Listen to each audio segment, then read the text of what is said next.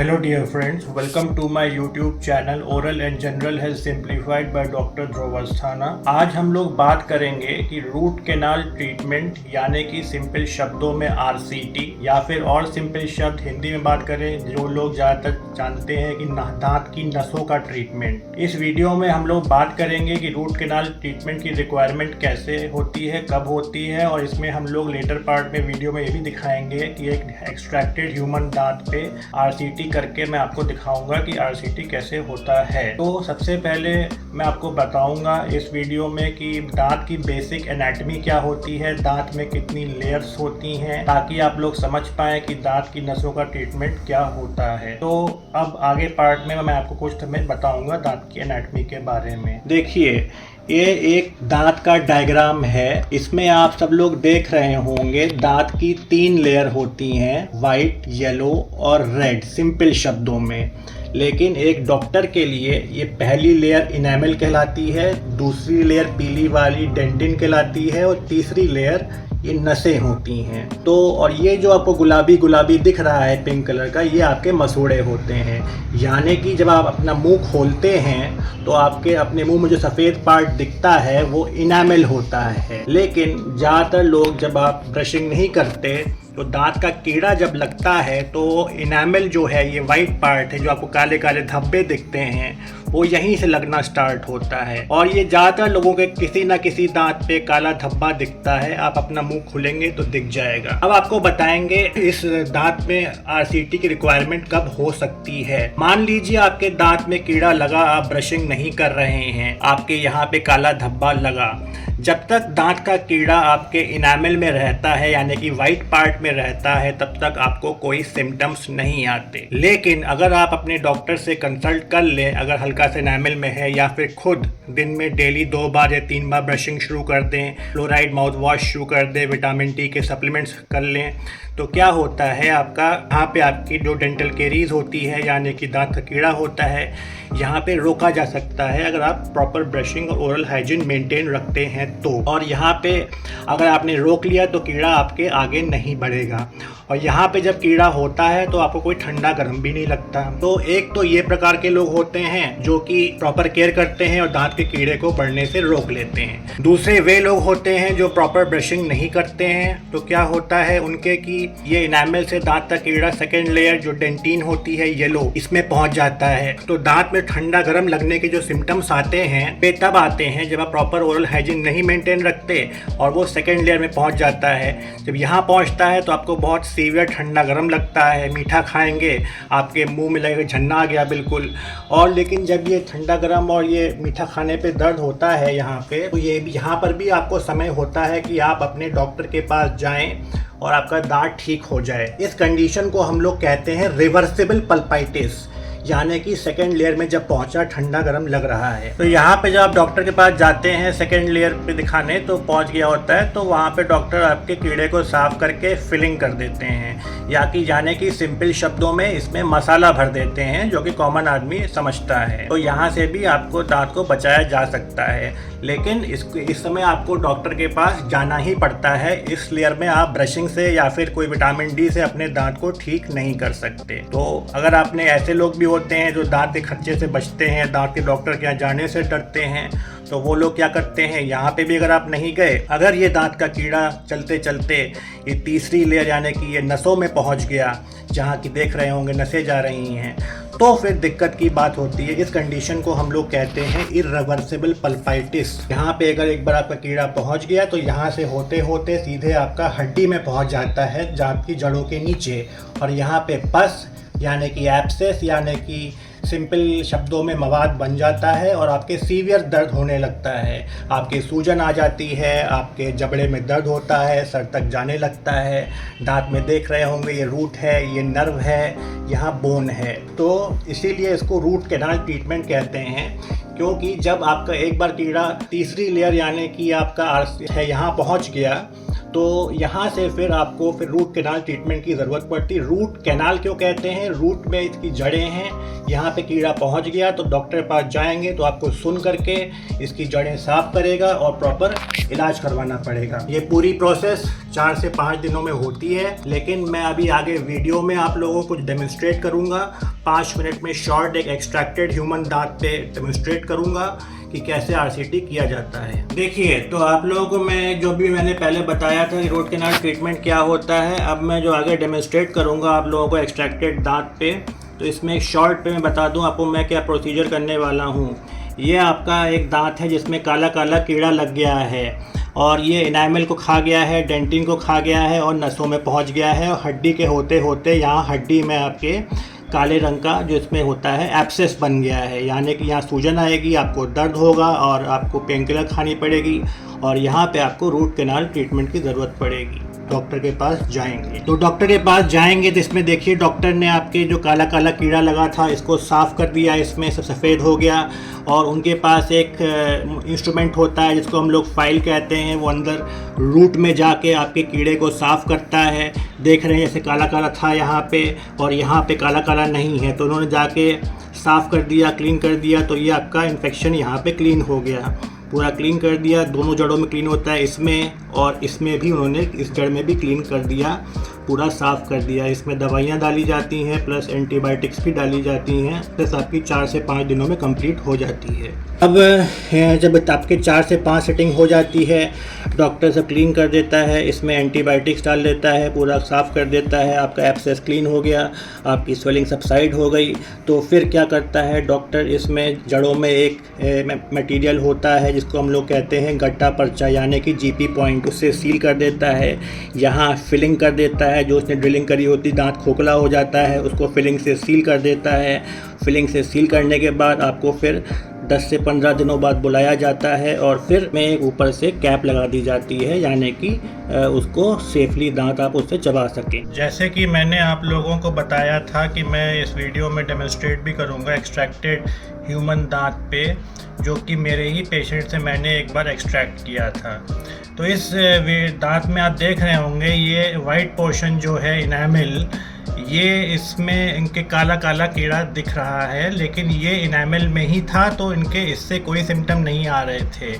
दिक्कत क्या थी इनको कि इनके जड़ जो है, जड़ में साइड से कीड़ा लग गया था, तो यहाँ पे ये येलो पार्ट यानी कि डेंटिन में पहुँच गया था। तो यहाँ से इनके कीड़ा ऊपर से नहीं, साइड से इनके दांत की नस में पहुँचा और वहाँ पे इनको बहुत सीवियर ठंडा गर्म लग रहा था। हालांकि जब ये दांत उनके मुंह में था तो इस दांत में आरसीटी किया जा सकता था, लेकिन आरसीटी की कॉस्ट थोड़ी ज़्यादा होती है, कुछ लोग अफोर्ड नहीं कर पाते, तो उन्होंने कहा कि ये मेरा दांत निकाल लीजिए। तो मैंने उनके इन्फॉर्म्ड कंसेंट लेते हुए ये दांत एक्सट्रैक्ट कर दिया, लेकिन अगर ये मुंह में होता तो ये आरसीटी से बचाया जा सकता था। लेकिन मैं इस वीडियो में इसे एजुकेशनल पर्पस के लिए आप लोगों को दिखाऊंगा कि कैसे ये जो कीड़ा है अंदर गया और अगर मुझे उनके मुँह में आरसीटी करनी पड़ती तो कैसे मैं इसमें आरसीटी करता और उनको बचाता।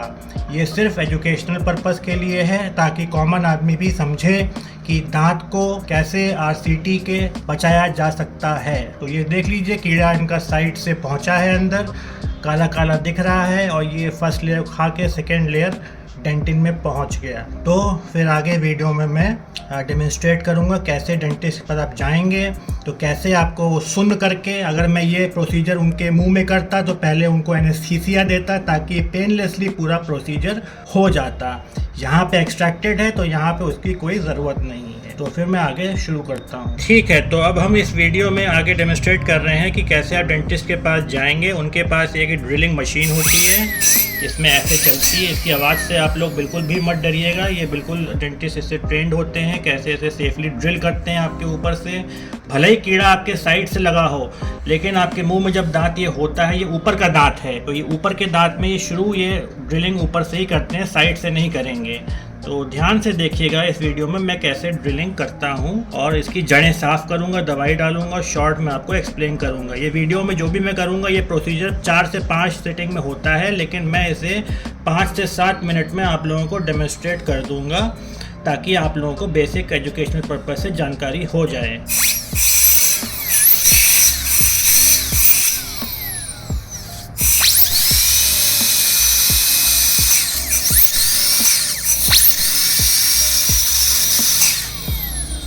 धीरे धीरे ड्रिलिंग की जाती है, चाहे हमारे हाथ में हो चाहे पेशेंट के हो। दांत के बिल्कुल सेंटर में रख के ड्रिलिंग होती है।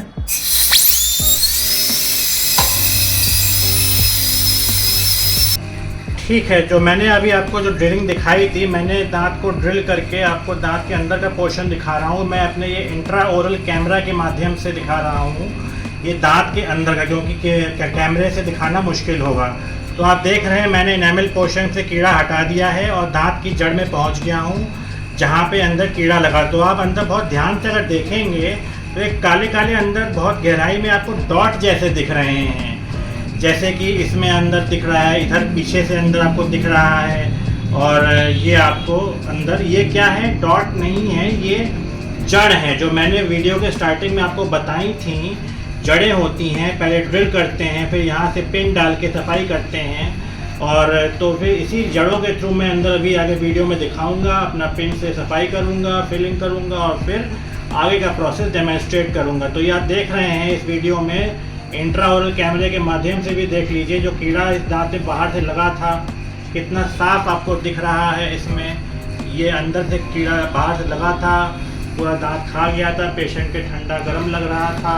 तो मैंने इसको इसमें डेमोन्स्ट्रेट किया कैसे मैं इसे साफ करा मैंने, और फिर अंदर मैं दांत को नसों की सफाई करूंगा ताकि पेशेंट को दर्द से और ठंडे गर्म से बिल्कुल आराम मिल जाए।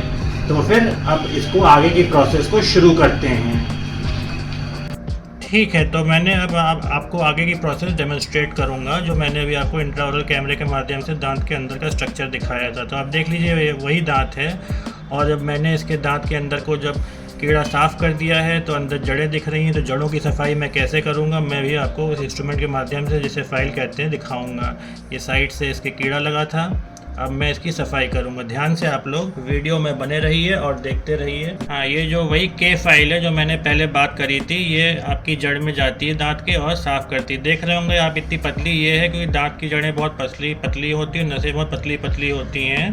तो ये हैंड इंस्ट्रूमेंट भी होता है, और आजकल हम लोग रोटरी इंस्ट्रूमेंट्स भी आ गए हैं जो कि ऑटोमेटिक ही आप घूमते हैं मोटर से। लेकिन यहाँ पे आपको एजुकेशन करने की है, तो आपको मैं इसको हाथ से सिखाऊंगा कैसे होता है।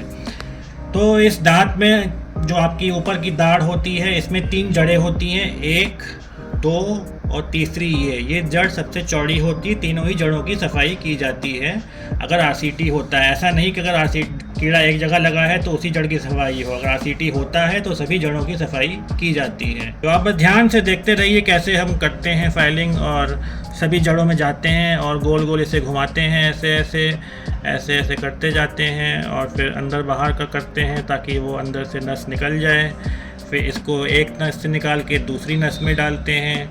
दूसरी नस ये चौड़ी वाली नस है, सबसे उसमें गई है, इसकी सफाई करते हैं और अंदर बाहर करते हैं। इसमें नस फिर जब हम लोग इसको बाहर निकालते हैं तो इस पर नस फंस के आ जाती है, क्योंकि ये एक्सट्रैक्टेड दांत है, इसमें नस सूख चुकी है, इसमें आपको नस नहीं दिख रही है। अगर यही दांत पेशेंट के मुंह में होता और हम इससे फाइल को बाहर निकालते हैं तो एक धागे की तरह सफ़ेद नस इससे चिपकी हुई दिखती है। तो ये 2 जड़ें हो गई, और फिर तीसरी जड़ की भी हम अंदर सफाई करते हैं, उसमें अंदर डालते हैं, पूरा अंदर तक जाते हैं और गोल गोल करते हैं, घुमाते हैं ताकि ये नस साफ़ हो जाए। और ये प्रोसेस मैं इसको शॉर्ट में डेमोन्स्ट्रेट कर रहा हूँ, लेकिन अगर पेशेंट में फर्स्ट सिटिंग में एनेस्थीसिया के बाद अगर आरसीटी शुरू करते हैं, सभी जड़ साफ़ करते हैं, तो ये पूरी प्रोसेस फर्स्ट सिटिंग में 1 आध घंटा लग ही जाता है। और फर्दर जो 4 से 5 सिटिंग होती हैं उसमें 15-20 मिनट की सिटिंग होती है। तो इसमें फ़ाइल भी एक ही फ़ाइल नहीं डालते, अब इसकी फ़ाइल का हम लोग इसकी अलग अलग फ़ाइल यूज़ करते हैं। सफ़ेद रंग की फ़ाइल है, फिर इसके बाद फ़ाइल की चौड़ाई बढ़ाते जाते हैं, 3-4 फ़ाइल यूज़ करते हैं। जैसे कि इसके बाद मैं यूज़ करूँगा, इसमें ये वाली पीले रंग की फ़ाइल है, इससे सब जड़ों की सफाई करूँगा, देख रहे हैं आप। इसके बाद आगे मैं डेमोन्स्ट्रेट नहीं करूँगा, लेकिन क्योंकि इसमें बाद एक लाल रंग की फ़ाइल होती है, वो भी सब जड़ों की सफाई होती है। एक नीले रंग की होती, चौड़ाई बढ़ती जाती है, सभी जड़ों में हम लोग साफ़ करते जाते हैं। और इसी प्रोसेस में जो मैं इसमें आपको एक फ़ाइल से मुश्किल से 2 मिनट दे रहा हूँ, ये पेशेंट में 5 से 10 मिनट करी जाती है। तो वीडियो लंबा ना हो इसीलिए मैं दिखा रहा हूँ। ये सब करने के बाद हम लोग बीच बीच में पेशेंट के मुंह में एक सिरिंज के माध्यम से, ये एक सिरिंज है, इसमें दवाई होती है एंटीसेप्टिक, इसको हम लोग कहते हैं क्लोरहेक्सिडीन कहते हैं। ये 2% ये अंदर जड़ों में डालते हैं सिरिंज को। और ये आपके मुँह, ये मत डरिएगा कि आपके मुंह में नहीं लगाई जाती।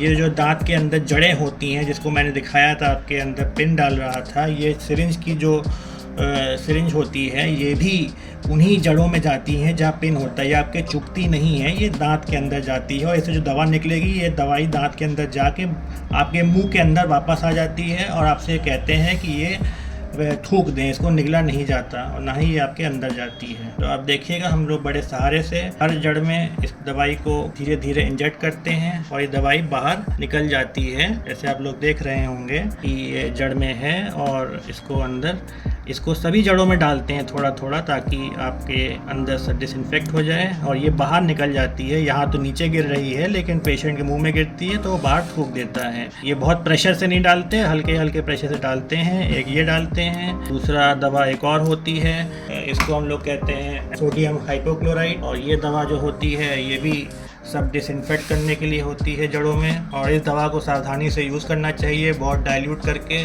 नहीं तो इंजरी भी हो सकती है कभी कभी। ये आपके डेंटिस्ट या डॉक्टर जानते होंगे तो आपको बताने की ज़्यादा ज़रूरत नहीं है। सभी जड़ों में आपके डाली जाती है। ये सब प्रोसेस शॉर्ट में मैं डेमोन्स्ट्रेट कर रहा हूँ, क्लिनिक में थोड़ा समय लगता है। सभी जड़ों में डालते हैं और ये सब करने के बाद थोड़ी बहुत हम लोग पिन से सफाई फिर करते हैं सब जड़ों में। और उसके बाद जो हम लोग फर्स्ट फिटिंग में होता है, एक फॉर्मोक्रेसॉल ड्रेसिंग होती है। जैसे कि सब कर लिया, पेशेंट को घंटे भर में समय लग गया, तो ये आप कॉटन देख रहे होंगे, ये कॉटन में लाल रंग की जो दवा लगी है, इसे हम लोग फॉर्मोक्रेसॉल कहते हैं। फर्स्ट सिटिंग में जब पेशेंट को फ्री करते हैं तो पहली सिटिंग में हम लोग ये गड्ढा करके उसको बंद नहीं करते हैं। बंद इसलिए नहीं करते ताकि अंदर से 24 घंटे तक जो भी पस और इन्फेक्शन हो वो निकल जाए। उसके बाद इसमें फॉर्मोक्रेसॉल ड्रेसिंग डाल देते हैं और एंटीबायोटिक्स पे भी पेशेंट को डाल देते हैं, जो कि वो 5 से 7 दिन तक खाता है। तो ये देख रहे होंगे पेशेंट के मुंह में ये कॉटन को अच्छे से, जहाँ मैंने होल किया था जिसमें नस के अंदर, ऐसे भर दिया। जो आपके गड्ढा किया गया था भर दिया और ये पेशेंट को घर भेज दिया। और पेशेंट से कहते हैं कम से कम आधे घंटे तक खाना पीना नहीं है। और ये फॉर्मोक्रेसॉल इन जड़ों में जो आपके इन्फेक्शन है, आप देख रहे हैं, यहाँ पे जाके सारा इन्फेक्शन को ख़त्म कर देती है। इस वीडियो में आपको ये कीड़ा दिख रहा है, पेशेंट के मुंह में नहीं दिखता है, ये हड्डी के अंदर रहता है। तो ये हड्डी के अंदर दिखता है, यहाँ पे आपको बहुत साफ साफ दिख रहा है। तो फर्स्ट सिटिंग भेजते हैं, फिर एक 24 घंटे बाद फिर बुलाते हैं मरीज़ को। हम लोग 24 घंटे बाद बुलाते हैं, ड्रेसिंग चेंज करते हैं, निकाल के हटा देते हैं। और फिर नॉर्मली हम लोग जब रोटरी करते हैं इंस्ट्रूमेंट से, सिंगल सिटिंग भी RCT हो जाती है। और कभी इन्फेक्शन होता है 4 से 5 सिटिंग लग सकती है। अब मैं डायरेक्ट इस वीडियो में तो लंबा ना हो तो आखिरी दिन का प्रोसीजर बताने जा रहा हूँ, जब हम लोग RCT ख़त्म करते हैं। RCT ख़त्म करने के समय हम लोग क्या करते हैं कि जैसा कि बताया मैंने, या फिर इसमें हम लोग गट्टा पर्चा भरते हैं जिसको हम लोग GP पॉइंट्स कहते हैं, या फिर इसमें एक एंटीबायोटिक पेस्ट भर दिया जाता है, जो कि जड़ों में आप देख रहे होंगे। ये एक एंटीबायोटिक पेस्ट है, इसको हल्के से दबाएंगे तो एक धागे नुमा टाइप का ही निकल रहा है, बाहर एक दवाई निकल रही है। तो इसी दवाई को इतनी पतली सी रेशे जैसी इसलिए है कि जड़ में भर जाए। तो इस दवाई को हम लोग इसकी जड़ में डालते हैं, अंदर जाती है और फिर यहाँ से धीरे धीरे प्रेस करते हैं। इसमें मैं आपको दिखा नहीं पाऊँगा क्योंकि जड़ में कैसे जा रही है दवाई, लेकिन धीरे धीरे अंदर प्रेस करते हैं तो ये भर दी जाती है और सभी जड़ों में भर देते हैं। सभी जड़ में हुआ, बहुत प्रेशर लगाना पड़ता है। आप लोगों को लग रहा होगा अंदर दवाई नहीं जा रही है, लेकिन मैं इतना प्रेशर लगाए हुए हूँ, बहुत प्रेशर से अंदर जाके ये भरती है। जब ये दवा आखिरी सेटिंग भरी जाती है, थोड़ा सा पेशेंट के मुंह में दर्द भी हो सकता है, लेकिन यहाँ तो एक्सट्रैक्टेड दांत है तो आपको पता नहीं लगेगा। 3 जड़ों में मैंने भर दिया। और उसके बाद हम लोग क्या करते हैं, जब ये भर देते हैं तो हम लोग इसमें एक फिलिंग कर देते हैं। फिलिंग यानी कि जिसको हम लोग सिंपल शब्दों में मसाला कहते हैं। और मसाले से क्या होता है, फिर पेशेंट को हम लोग कहते हैं कि आप 15 दिन बाद आओ, 15 दिन के बाद उनकी कैपिंग कर दी जाती है। तो अभी मैं फिलिंग करने जा रहा हूँ। तो ये आप देख रहे होंगे, एक फिलिंग मटेरियल है, एक टेम्पररी या फिर आप परमानेंट भी कर देते हैं, लेकिन मैं यहाँ पे टेम्पररी फॉलो करता हूँ क्योंकि अगर कोई दिक्कत हो तो इसे आसानी से हटाया जा सके। तो ये देख रहे होंगे अंदर, मैंने फिर से दिखा रहा हूँ, सब आपको दिख रहा हो ठीक है, लेकिन मैंने सब अंदर साफ़ करके दवाई ववाई भर दी है। अब इस गड्ढे को मैं इस फिलिंग से पेशेंट के मुंह में बंद कर देता हूँ। तो ये आप देख रहे होंगे, अच्छे से दबा देता हूँ। तो ये देख रहे होंगे आप लोग कि जो गड्ढा था पेशेंट के मुंह में, 4 से 5 दिन बाद बंद कर दिया जाता है और ये जो फिलिंग है 24 घंटे में मजबूत हो जाती है। और फिर पेशेंट से कहा जाता है कि थोड़ा बहुत 5-6 दिन बाद घर से खाना शुरू करे और 15 दिन के बाद अगर कोई दिक्कत ना हो तो हमारे पास आए।